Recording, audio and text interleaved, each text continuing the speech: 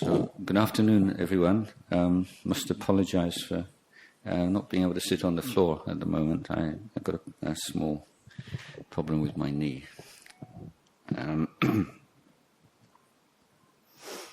So the format this afternoon will be similar to on previous occasions. Although as there's such a large group and many of you who I've not met before, then I think we'll try to give as much time for questions and answers as possible, and I'll try to refrain from talking for too long, so that we can make sure that this time we have together is as useful as possible for everyone.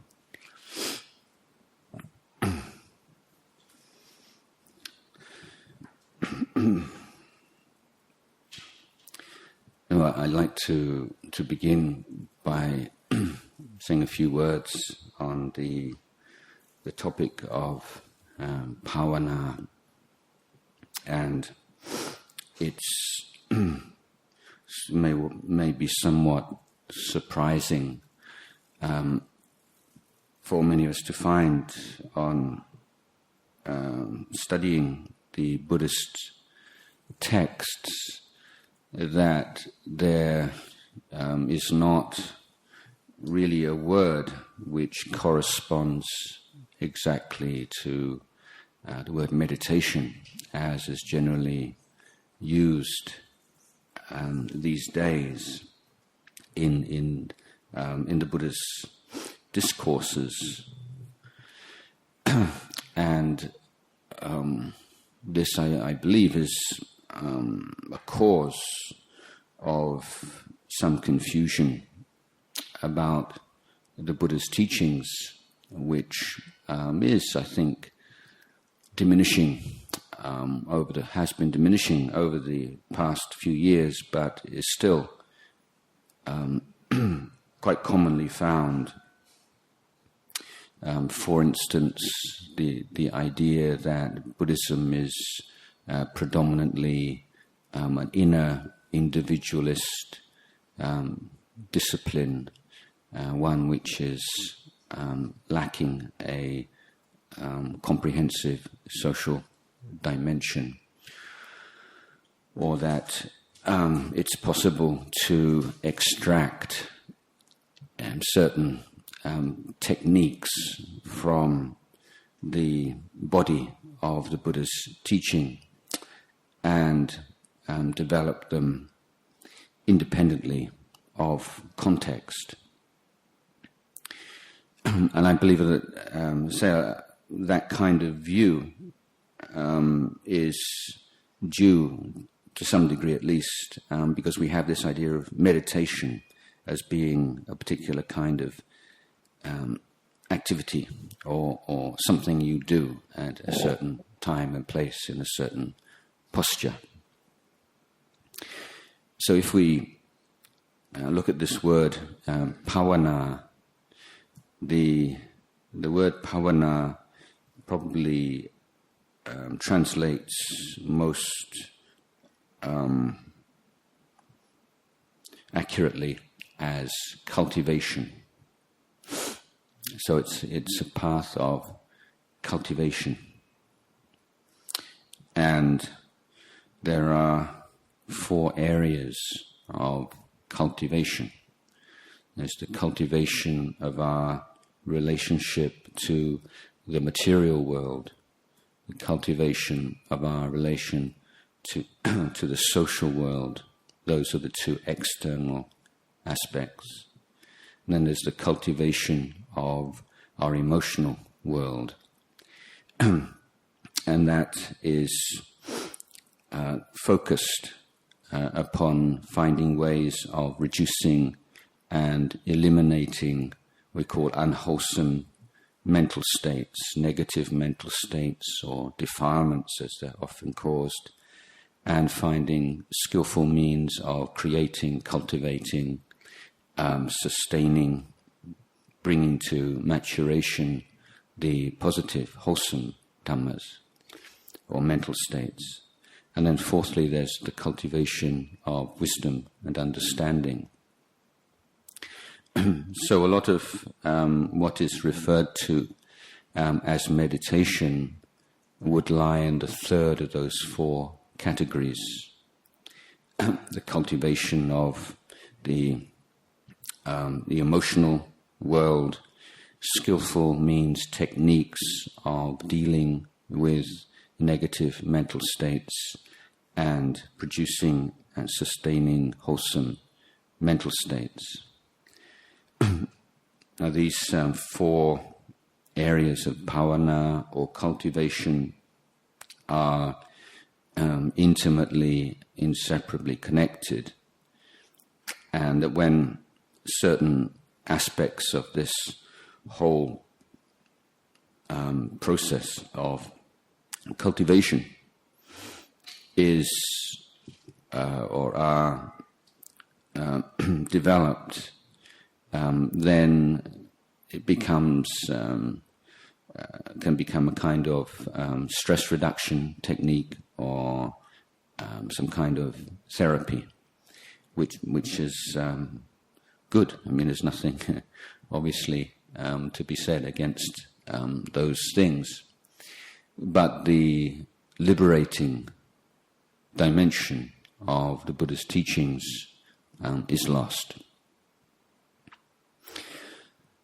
So in this understanding of the Buddha's teaching, then putting effort into our relationship to our own physical body, eating good, wholesome and nutritious foods in the right amount, at the right times, getting enough rest, getting enough exercise.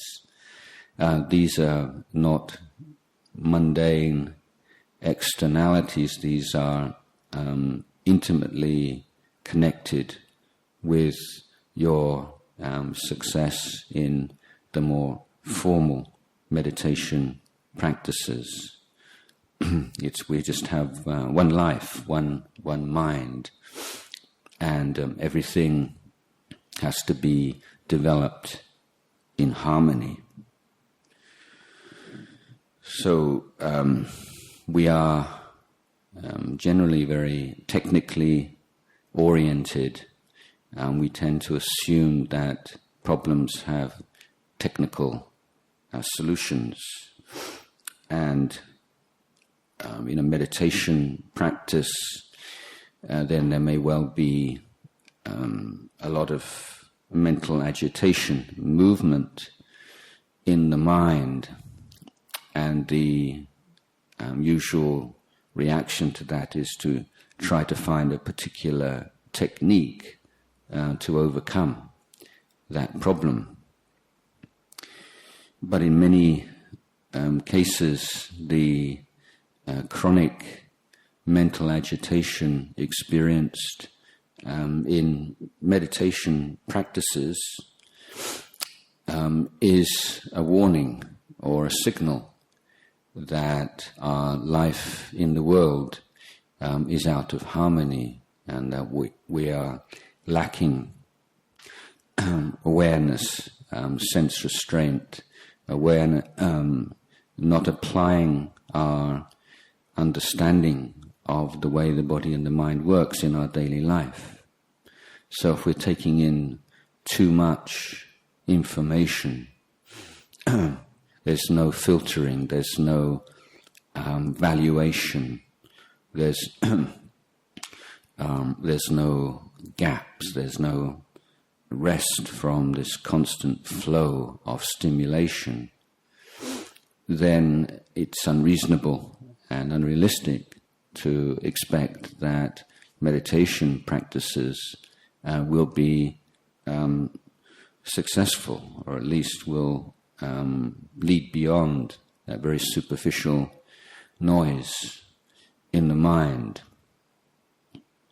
So there are certain problems and challenges that arise in the meditation practice which can be dealt with by application of specific antidotes and techniques, but we also need to be able to stand back from meditation sessions and to evaluate whether or not the way that we live our life in the world is conducive to the progress in Dhamma.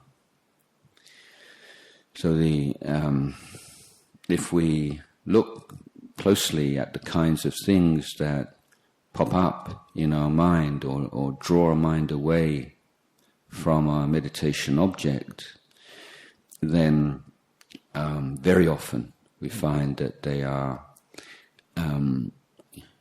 sense of distress or uneasiness about things that we've said or done, or other people have said or done or not said or not done that we wanted them to say or do. So this is the realm of sila, of morality in the Buddhist sense, which I refer to just now as the cultivation of our relationship to the social world. So it's bringing our intelligence to bear upon the best way to live in families and in communities, and what principles on which to base our conduct and behavior. And the basic principle is that human beings need to feel safe, need to feel warmth, need to feel valued and respected. And that kind of safe, warm environment can be cultivated when we, as a group, whether it's a family or as a community of any kind, make certain commitments.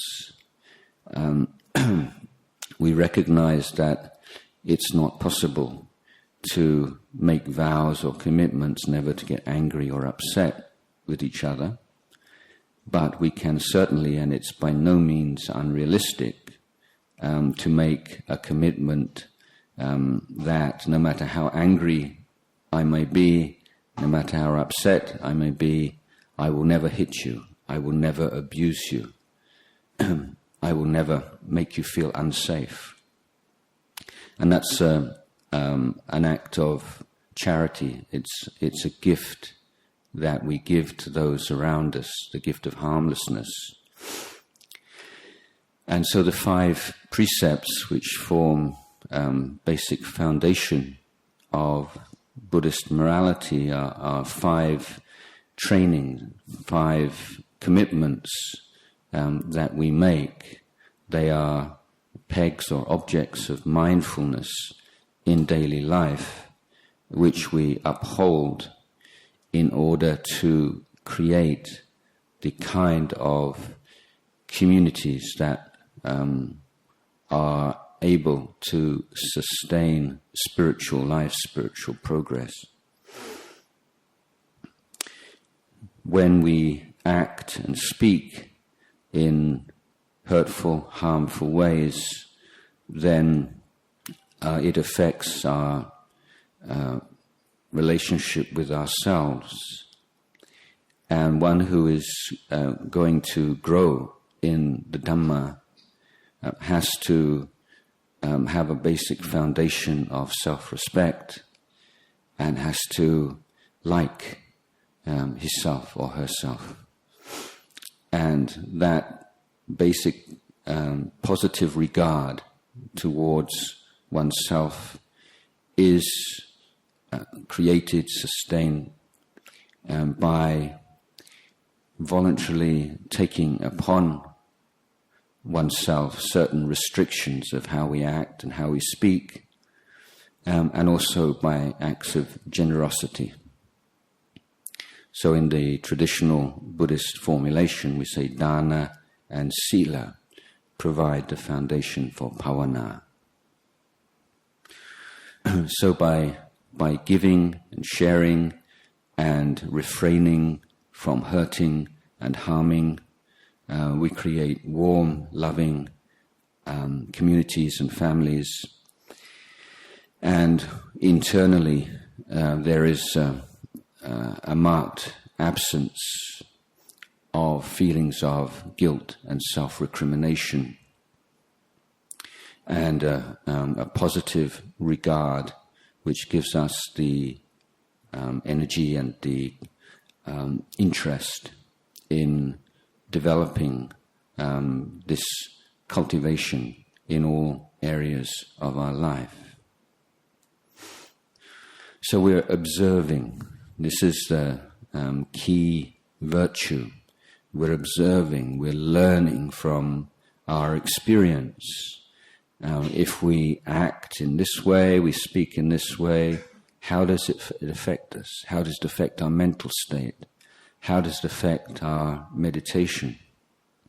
If we give some time to application of some meditation techniques, how does that affect our general sense of well-being? How does it affect us, our feelings of kindness and clarity of mind and understanding of ourselves and others? It's by keeping close track of what happens within our life, within our body and mind, within our relationships with others, that we find the willingness to bear with the ups and downs of spiritual life, because we see for ourselves very clearly that it works. That's not to say that we're experiencing any very elevated mental states, at least to begin with, but we see that something is happening, something is changing. There's some transformation taking place, and we feel a few months ago, if somebody had said that or somebody had acted in that way, we would have been hurt and upset all day, and maybe for more than one day. And now we feel just a momentary twinge or some feelings of hurt which very quickly dissolve.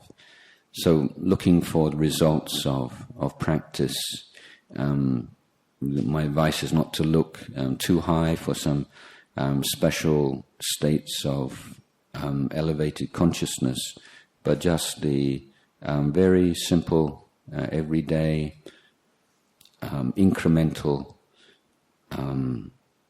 development of wholesome mental states and the weakening of unwholesome mental states. So this cultivation in its in the realm of meditation techniques, which is what most people are familiar with, is, I believe, best seen within the context of this overall development or education or cultivation.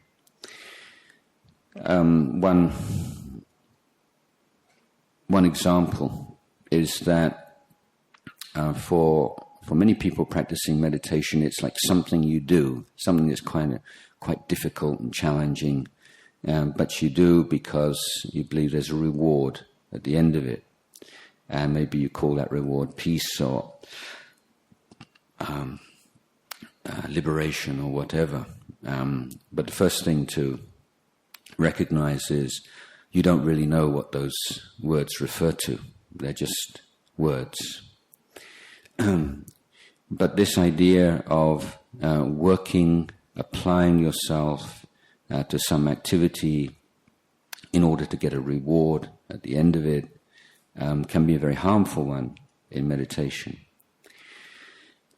What tends to happen is that there's like a waterfall, a rush of thoughts and feelings and memories and so on, and it's really hard work.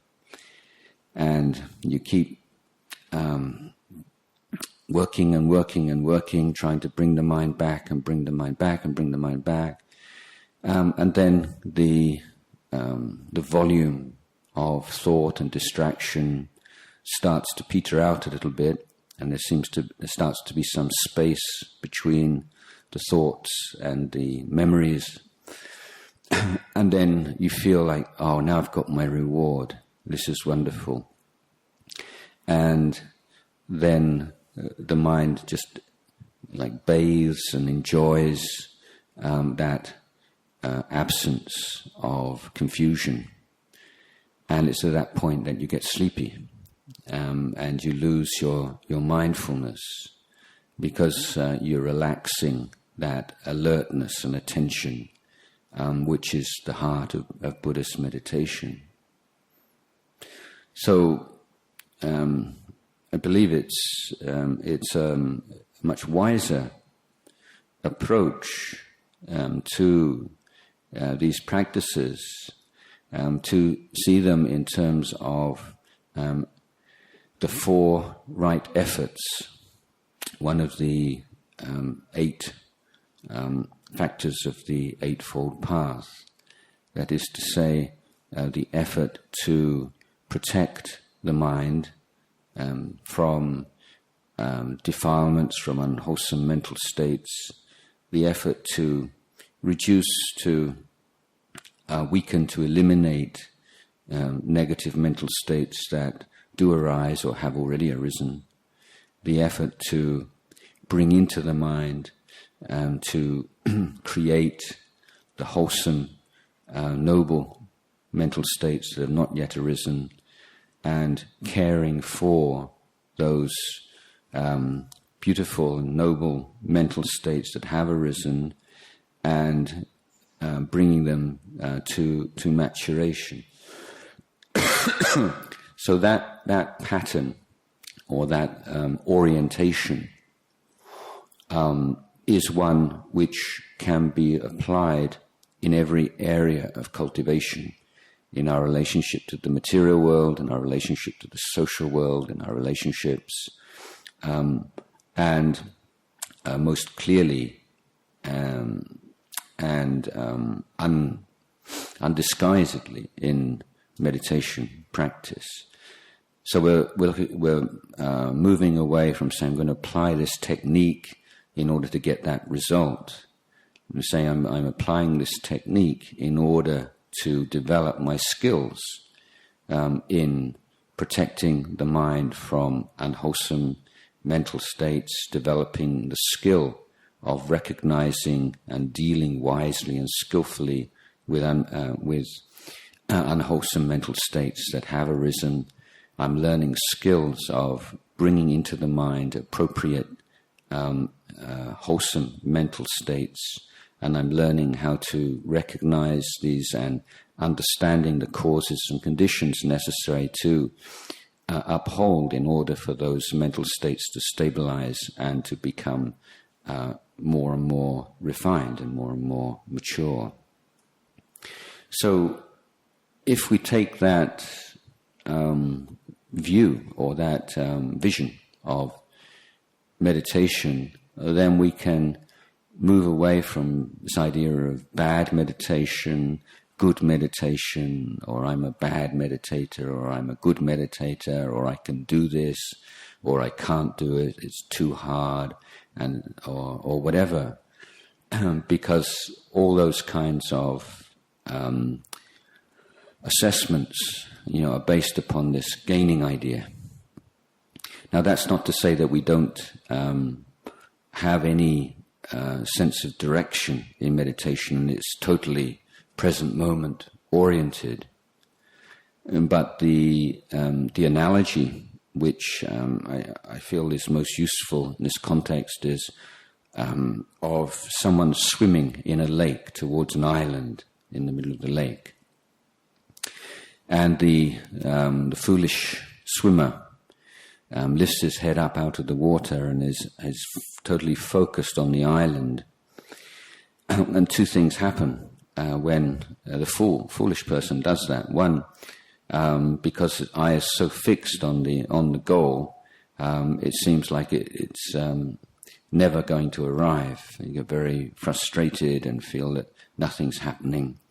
But also, and importantly, lifting the head out of the water means that you're not swimming in the most effective way. Your stroke is affected. And so you are, in fact, swimming more slowly than you would otherwise. So the wise person determines on the goal, in this case the island in the middle of the lake, and then puts the best effort into the stroke, making the best possible stroke, swimming in the best possible way. And then every now and again just lifts his head up or her head up just to check that is still swimming in the right direction. So it's just this occasional check, just this occasional tweak or fine-tuning and just making sure that you're still on track. But the bulk of the effort, the majority of the effort is on the quality of the stroke, or in this analogy, the effort to deal with the raw material that you have at your disposal in this particular meditation session. Now, there are so many different ideas about meditation in its narrow sense, and it's not for me to say which is right and which is wrong. But the Buddha did give us one handy shorthand method for or rule of thumb to assess these, and that is, if any teacher or any the meditation center says only this is right, everyone else is wrong, then you should be a bit wary of that teacher or that meditation center. When people start making kind of snide comments about other methods, or being condescending, critical, then it's something to be a little bit wary of. One of the dilemmas, one of the talking points for a long time now is the question of samatha and vipassana. Many of you maybe have heard these words, and they've become very popular ways of talking about meditation, even though in the Buddhist discourses they are hardly ever used. What I would like to say about on this topic is that in our practice, the samadhi, stability, clarity of mind, and the ability to develop insight, clear insight into the nature of the body and mind is only possible when the mind is free of what we call the 5 hindrances.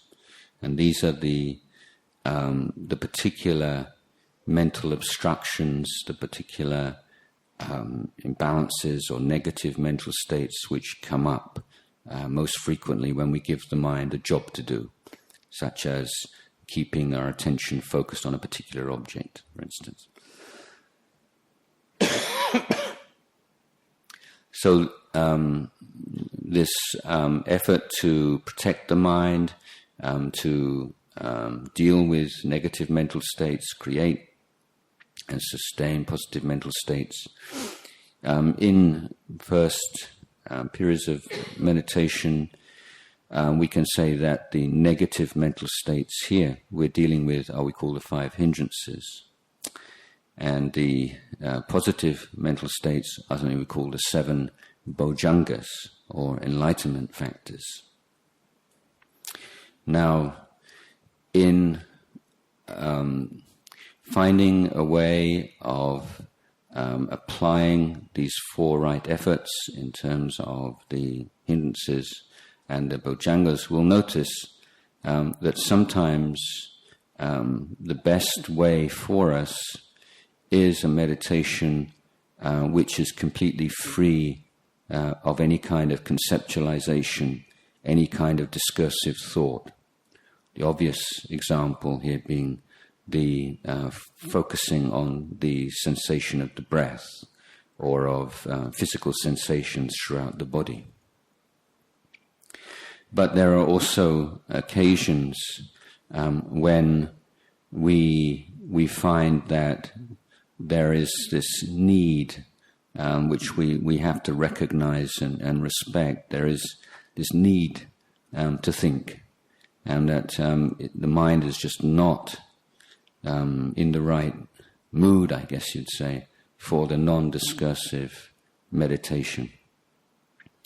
And in that case, recognizing that, then we can apply the more discursive kind of meditation, such as investigation of the nature of the body, reflecting thoughts of loving kindness, reflecting on death, for instance.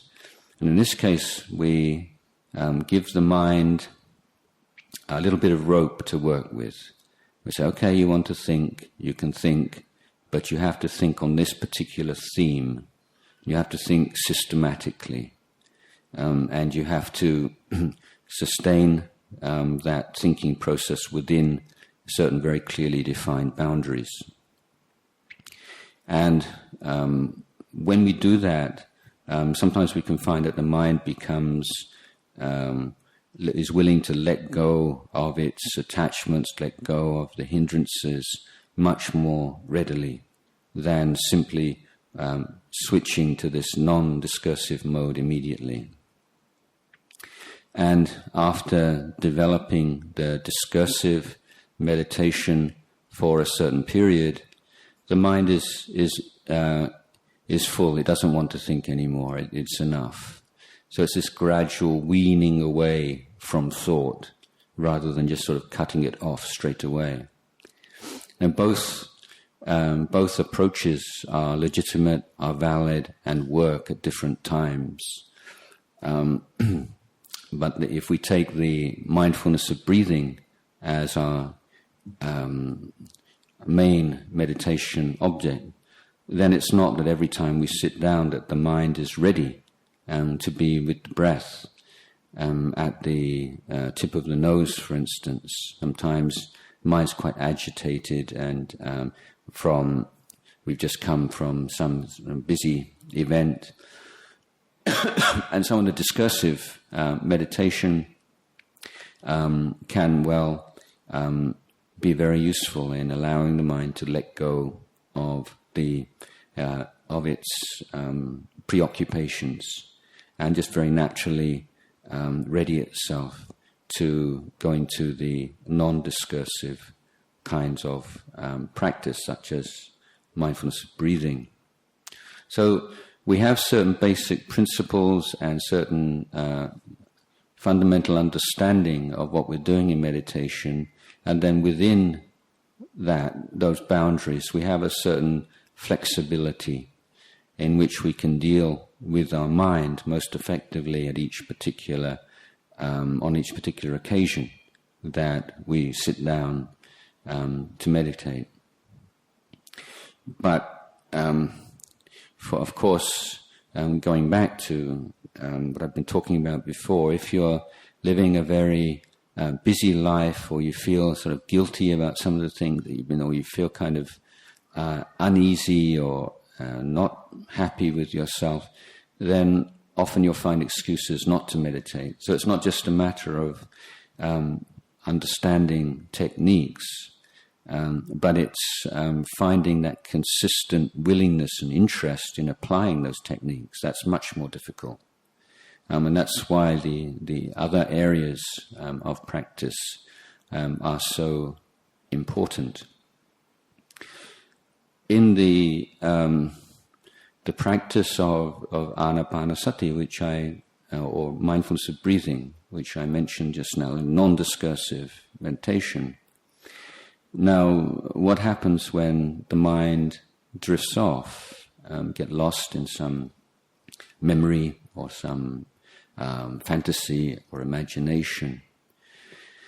Now, if you recognize that the mind has wandered and you re-establish your attention straight away, then that's fine. That's you're developing a very good mental habit of being aware of what's going on in your mind and making a value judgment that this thought, this memory, this fantasy is not in line with my aspirations. It's not what I intended or intending to be doing right now. So that's developing a very good habit and a strength of mind, or like a kind of mental muscle. But you can intensify that by being a little bit more conscious and even mentally marking something as insubstantial or impermanent or worthless or meaningless. And this is adding a little dimension of wisdom and understanding and insight into the basic meditation, non-discursive meditation practice. So what I really wanted to say is that in at any moment in meditation, there's always a balance between the wisdom faculty, that sense of alertness, awareness, evaluation, and the calming or the tranquility or the stillness, the stability of mind. And in a meditation session, there is a constant need to re-establish that balance. And sometimes if the mind is losing its clarity and the hindrances are increasing, then maybe we need to introduce a little bit more of the wisdom, investigative approach. Sometimes if the mind is too agitated, then to emphasize the stillness, clarity, stability of mind. So if we take these two qualities of stillness, stability on one hand, and this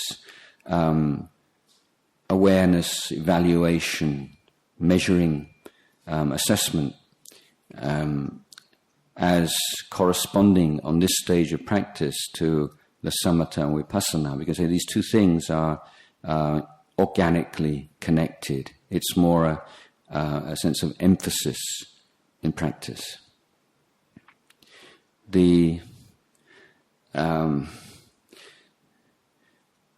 Another point, and a connected point here, is that if one develops this meditation on the breath, for instance, to a point where we're able to let go of the hindrances, and the mind is very still and bright and clear, and this intense sense of well-being arises in the mind, then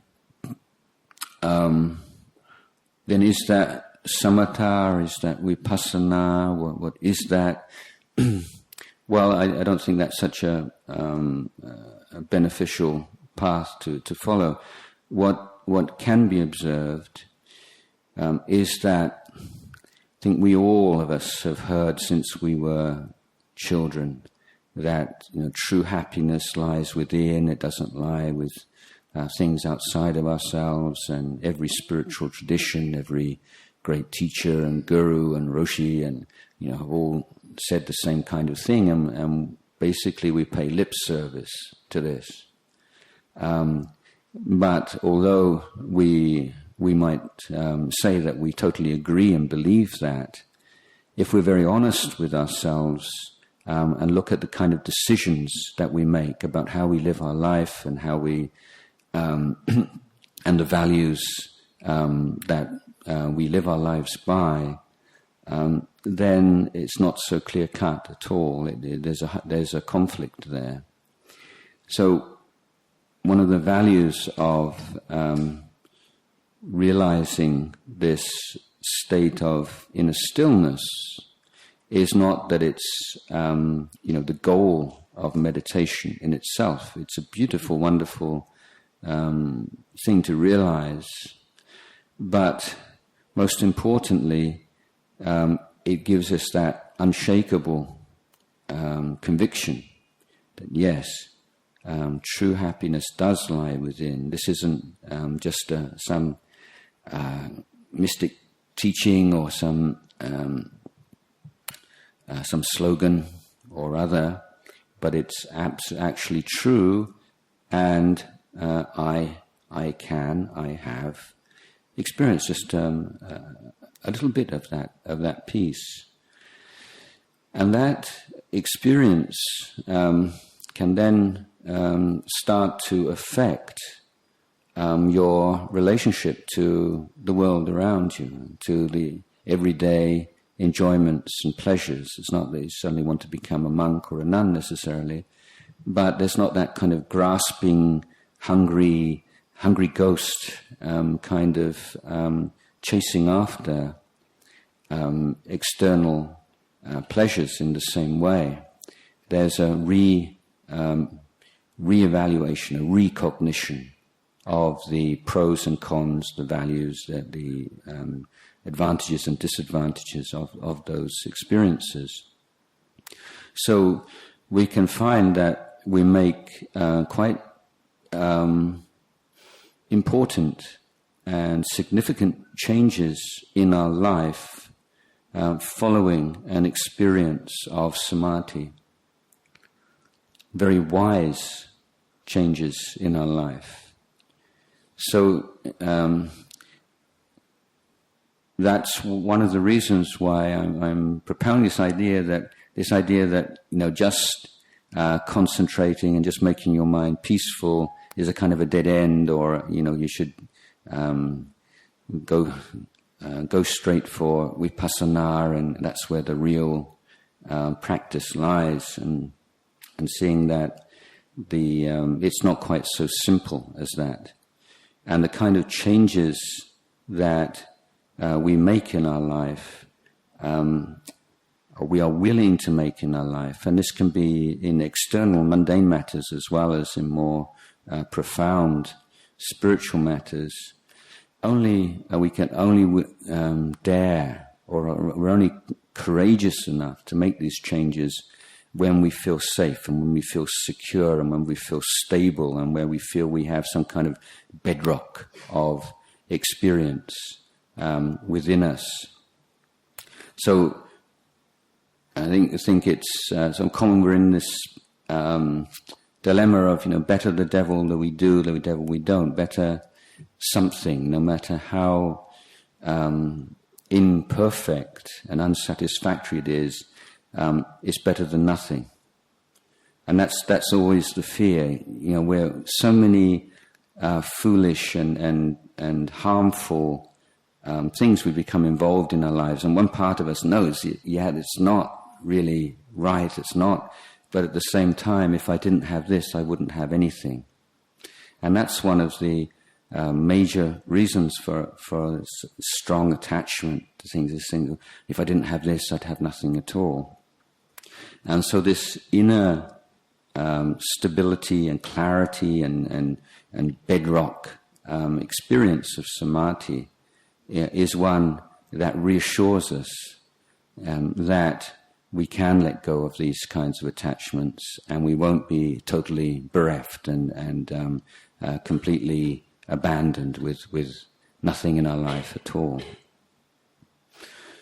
So with this inner sense of deep, stable well-being, then we are applying ourselves to observing and learning from experience wherever we are. And, Ajahn Chah would always say, you put out the fire wherever it's burning. So he was criticizing people who think to get on and practice, you need to go to live in a monastery or go on a meditation course, and then you can really do the practice. But he said, wherever you're suffering in your life, that's where the practice is. Work right there. So if you are giving a certain amount of time every day to this more focused application to the 4 right efforts, and then applying those 4 right efforts in your daily life, you're getting a lot of information. The more you observe, the more you learn. And Ajahn Man, the great teacher, said that everything is teaching us. Every blade of grass is ready to teach us. But it's just that we haven't developed our faculties to the extent that we can learn from these things. So we're purifying our faculties in order to learn. How does suffering arise? What is the cause of suffering? How do we let go of suffering? What is the path to liberation? So these are not philosophical positions or theories, but this is everyday life, learning from our everyday experiences of like and dislike, pain, pleasure, satisfaction, dissatisfaction. But we have to develop this inner faculty of being able to put aside all the usual noise and distraction and being able to learn from what is happening around us and within us moment by moment. So I would like to end the discourse at this point.